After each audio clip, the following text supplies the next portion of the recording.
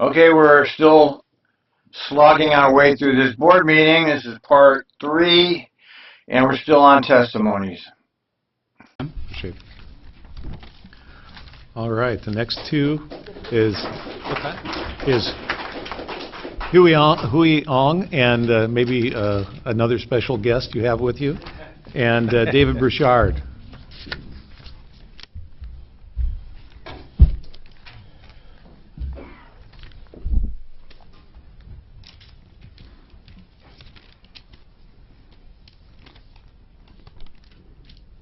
Hey, David.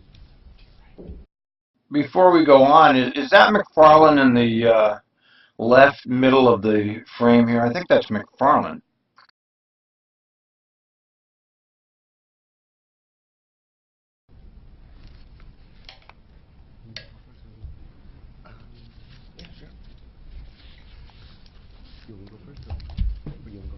I'll go. Morning, members of the board. This is David Bouchard. I am with Opal Environmental Justice and Bus Riders Unite, and I want to talk today about two things. So I'm going to use the best time as I can here. First is the Rider Advocate Program. I, as a bus rider, am very supportive of bringing this program back. I had never really heard of anything like this until I moved to Portland, to be quite honest with you. It's a really innovative program that I think would do a lot of good. It would boost TRIMET's image nationally, even possibly internationally. I think it would be a great talking point for TRIMET to show that you are still a leader in our community, and sometimes that does not always happen. You know, I think sometimes we've fallen short of that, and it's time to catch up and be that leader and provide this program to make our transit system safer and make our riders feel more comfortable and actually proactively interacting with staff, because I think there's a lot of there's a lot of discomfort around approaching police officers, but rider advocates, yeah, she knows it, right? She can hear that. But anyway, I think the rider advocates would be a much more approachable presence on the system and still be as effective. Now, the other thing I want to switch gears a little bit to is with bus service, and I have been I've been speaking with my friend Kim Marks, and who shared with me some data collected, some survey data collected by the Columbia Corridor Association. I'm going to email you the board the results from that survey, but I want to go over them real quick if I can. It was a survey of 18 businesses in the Columbia Corridor last year. I believe it was conducted by the CCA. And it really just emphasizes the need for better transit in that area and connecting to that area. For example, most surveyed had inadequate or no service. Almost half, 44%, want better service. And there's clearly a need for better weekend service within the corridor and connecting to the corridor. Over half of the businesses surveyed have Saturday shifts. 22% of businesses with shifts have Sunday shifts as well, and that's not a huge percentage, but that's almost a quarter of the businesses, and this is just a small sample size. So that really, warrants consideration of more Sunday service. Most of the businesses, 88%, operate shifts outside of daytime hours, indicating the need for increased service spans. And this is really important on this line 74.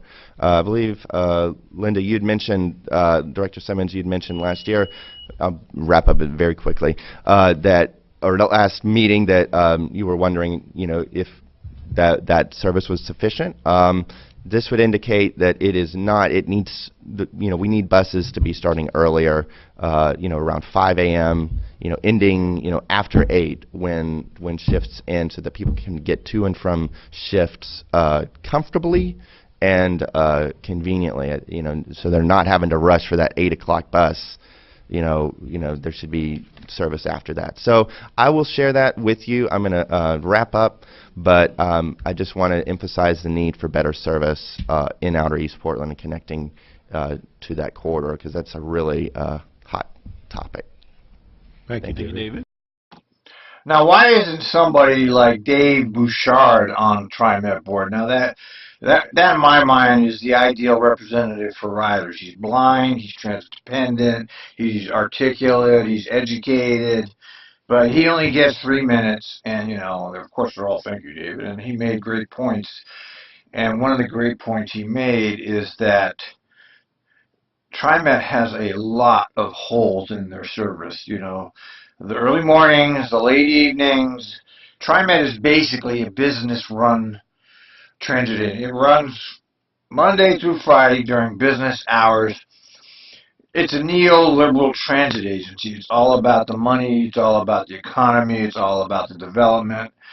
And nobody's really painting that picture very well in front of these sock puppets. Let's not call them board members because they're sock puppets. And Dave Bouchard really knows how to present himself. I mean, he's really a sharp character, and it's too bad we can't get him in a position of some kind of internal voice in the TRIMET system. Thank you to the TRIMET board for the opportunity to speak. My name is Hui Ong, and I'm honored to serve as the executive director of Opal Environmental Justice Oregon. We organize low-income people and people of color to achieve a safe and healthy lived environment. This is Rosalia Galing, my daughter, and she's super excited to be at our first TRIMET board.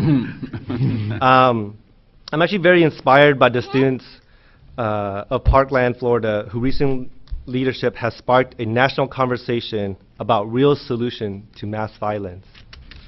Whenever a school shooting occurs, some misguided individuals suggest that we should arm teachers or place more police in schools, as the rest of us recognize that as ridiculous. We recognize the dangers of placing more guns in the situation. We recognize the absurdity of deputizing people in our society to use violence towards others. Yet it is the same flawed logic that led to TRIMET's over-dependence on security companies and transit police in response to violent incidences. Militarization of our societies is increasing and increasingly problematic. We have become used to seeing riot police during demonstrations, used to seeing cameras on every corner, used to having our privacy invaded upon by social media and by our government. This is all theater, not real security. Increased transit police and private security creates the appearance of safety and expends a huge amount of resources. Money that could go towards easing inequalities. It's time to end the militarization of our public spaces and places. Instead of creating the appearance of security, support us and our allies as we create a transit system that is truly safe. Rider advocates will facilitate positive relationships between riders and drivers. We curate a beloved community on the buses and trains. As a real community where people know one another, talk to one another, and support one another is how we prevent the next violent act from taking place. Bus Riders Unite and Amalgamated Transit Union will work with our communities to bring back the Rider Advocate Program in a manner that makes people in our communities safer. We invite TRIMET to follow our lead on this endeavor and to help provide the resources to make this program into paid positions and fully fund like it was before it was cut in 2009. We want to see this agency, and specifically Doug Kelsey, take real steps in working with frontline communities to improve the safety of our communities, and we are here today offering that very opportunity. Thank you. Thank you. Appreciate it.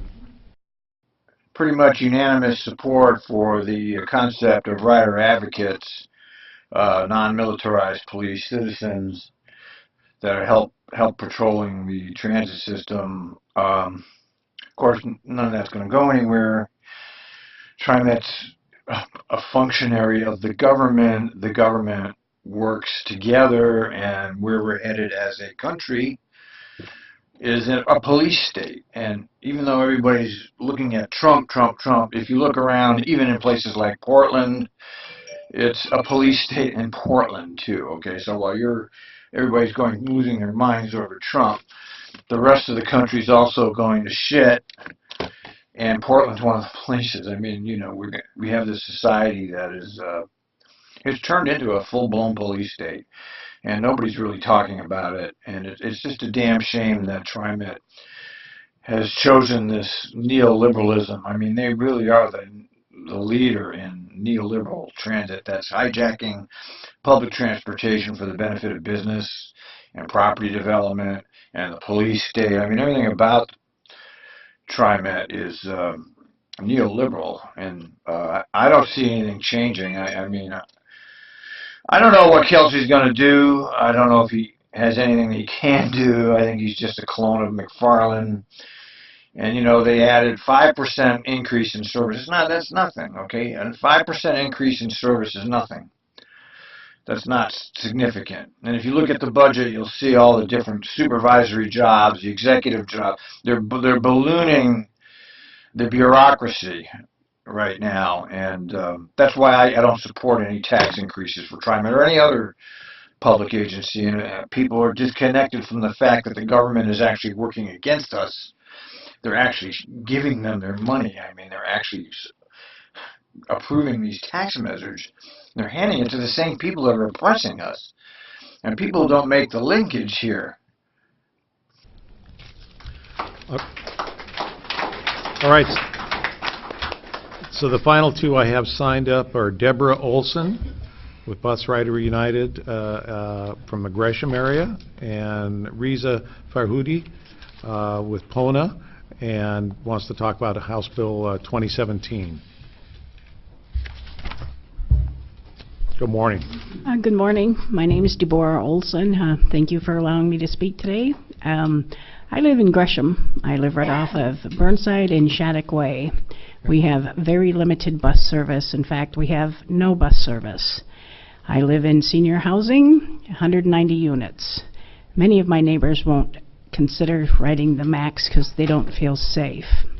So it's probably time to institute the Rider Advocate program again. Some of my neighbors can't make it to the MAX stop. On a good day, I can get there in 15 minutes.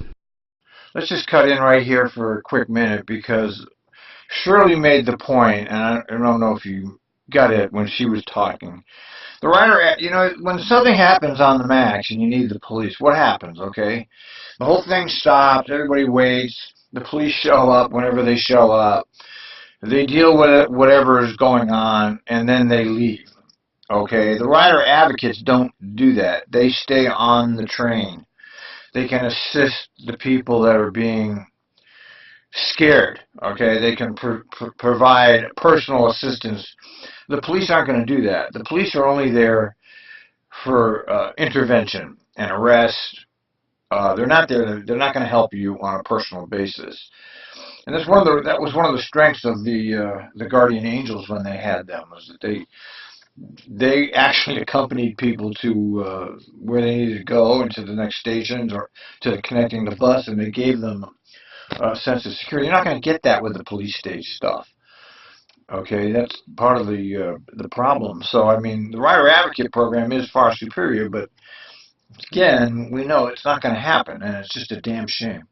2 of the sidewalks to get there are not even paved. I don't know why we don't have a bus that goes down Burnside. I don't know why it can't turn on 257th, circle around, come down Division, turn on 202nd, and do a loop around back up Burnside. There are many businesses that I can't access in the Gresham area because it's not busable. Same thing for my neighbors. Several of my neighbors, as I said, they're kind of trapped because they have no bus service. We do have the lift. I have lift services.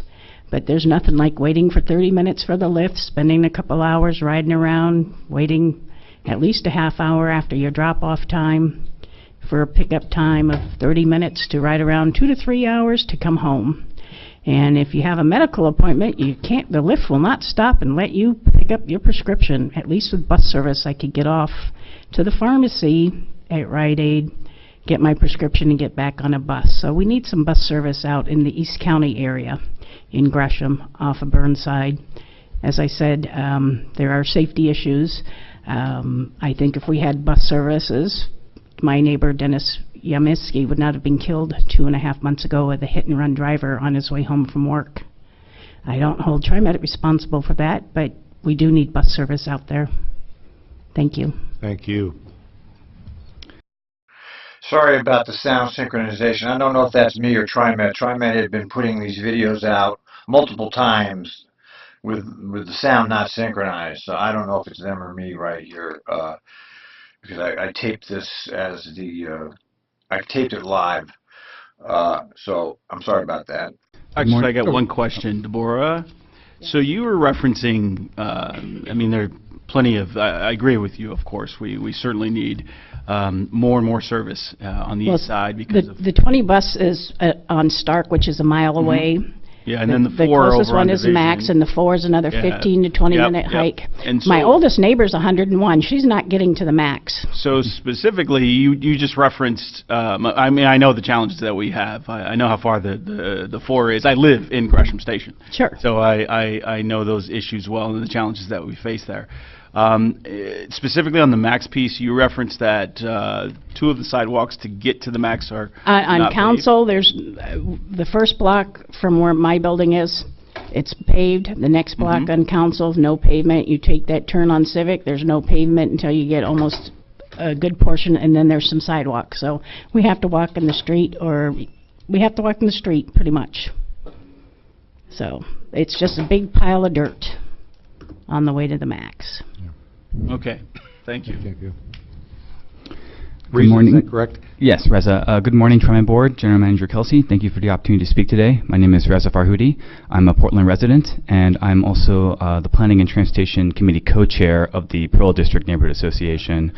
The PDNA, we previously wrote in enthusiastic support of the Line 24 extension to Goose Hollow. We think that is provide a critical connection across Fremont Bridge. It's a route that opened up so many opportunities for connections. It'll help people access jobs, retail, regional destinations in the Pearl and the Northwest. So we are in great favor of that line being put in as soon as possible. The only thing that I would ask for, I think, would be for more frequency and increased span. So evening and weekend service is critical. I can see a lot of people going to Timbers games, for example, being able to take that line home after. So this new 24 extension is not going to work on nights or weekends. So we already know it's bullshit. If you know, we've talked about it a million times. If you don't have enough availability, why are you even bothering with it? Okay, what is the point of it? Just to help the business people? I mean, it's a business service. It's only going to work during business hours. You know, that is not what I consider to be effective transit. I mean, transit has to be for people, not for business. So they're not going to run it on the weekend, and they're not going to run it after 6 or something? Who the hell knows? Again, that'd be a really nice way to travel. And then also, as an individual, I serve on TriMet's HB 2017 committee as a Portland rider representative. And as an individual, I'm here today to support all of the proposed improvements for in the city of Portland, such as Line 4, splitting Line 4 into the Line 2 and Line 4, which would really help improve reliability, I think, because it's such a long line. 24-hour service on Line 20 and the airport is critical to help, late night employees, passengers, also late night, bar patrons who want to be out and don't want to necessarily have to drive or take an expensive Uber ride. Also, Line 73, more frequency on that. It will help improve north-south service in an area that has critical need, an area with communities of concern. And so I think that all right, well, obviously he's in the Pearl. He lives in the Pearl. Okay, he's part of the Pearl people. He's an insider person living in the Pearl, so we know he's got money. He's in downtown, and he's a TriMet apologist.